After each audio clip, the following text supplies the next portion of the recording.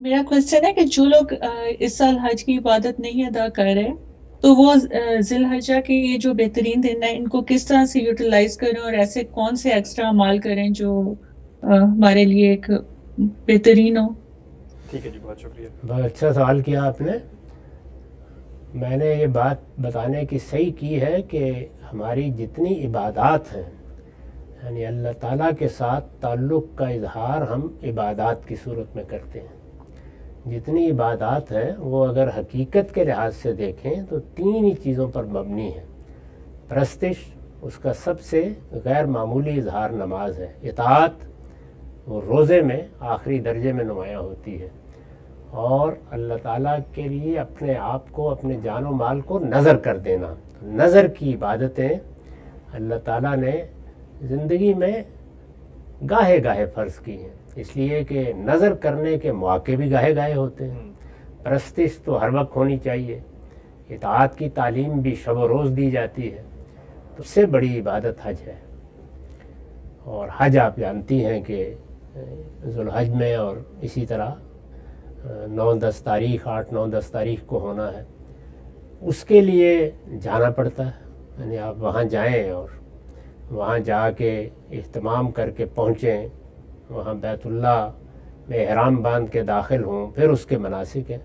وہ سب جتنے مناسک ہیں وہ کیا ہیں؟ ان کو قرآن کہتا ہے شاعر، وہ علامتی اظہار ہے نظر کا، کہ میں اپنے آپ کو اپنے پروردگار کی نظر کرنے آ گیا ہوں۔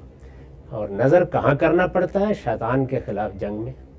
تو جب کبھی اللہ تعالیٰ بلائے گا کہ میں شیطان کے مقابلے میں برسر جنگ ہوں، تو میں اگر جان بھی دینی پڑی تو دے دوں گا۔ یہ روح ہے اس کی، اس کو ایک آپ سمجھیے تمثیل میں ڈھال دیا گیا ہے حج کے اندر۔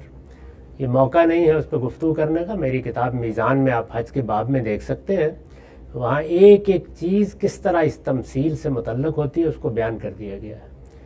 اب ہر آدمی کے لیے حج جیسی مشقت کی عبادت کرنا، جانا، یہ ممکن نہیں ہوتا۔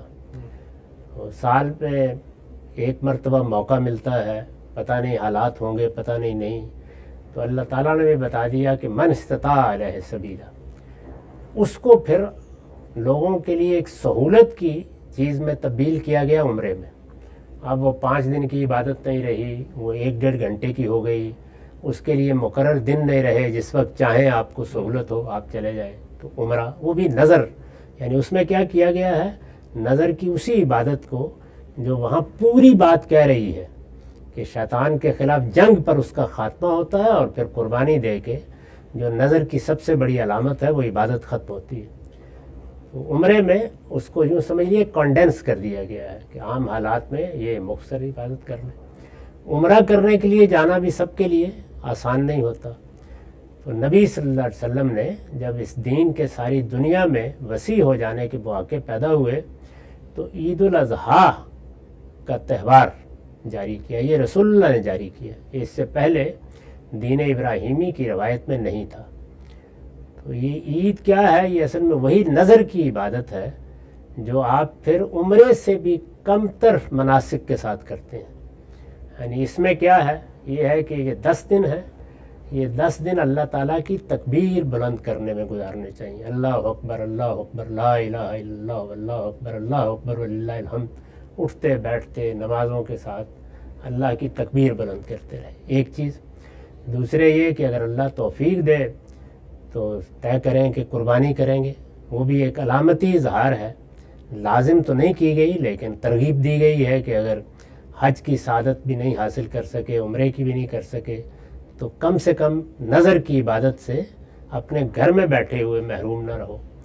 اس میں ہم پھر کیا کرتے ہیں؟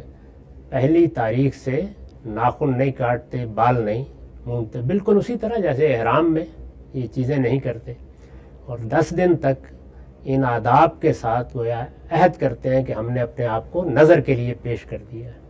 اور پھر جانور کی قربانی اور اس کا خاتمہ ہوتا ہے، اور جیسے ہی عید کی نماز ہو جاتی ہے تو جانور قربان کر کے ناخن بھی تراش لیتے ہیں اور بال بھی مونڈ لیتے ہیں۔ رسالت مآب صلی اللہ علیہ وسلم سے ایک شخص نے کہا کہ میں تو اس درجے مسکین ہوں کہ میرے پاس جانور بھی قربان کرنے کے لیے نہیں ہے۔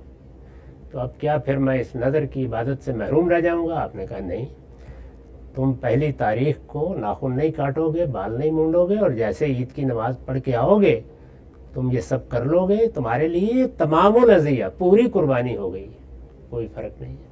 تو اس طرح اگر آپ دیکھیں تو 4 صورتوں میں ایک پوری عبادت کو تقسیم کر دیا گیا ہے لوگوں کے حالات کے لحاظ سے۔ تو 10 دن میں سب سے بڑی عبادت تکبیرات بلند کرنا ہے اور اپنے آپ کو ناخن اور بال نہ کاٹ کے گویا نظر کے لیے پیش کر دینا ہے۔ جیسے ہی نظر پوری ہو جائے گی تو جیسے قدیم زمانے میں غلاموں کے سر مونڈ دیتے تھے، ہم بھی اپنے بال کاٹ لیں گے اور ناخن تراش لیں گے۔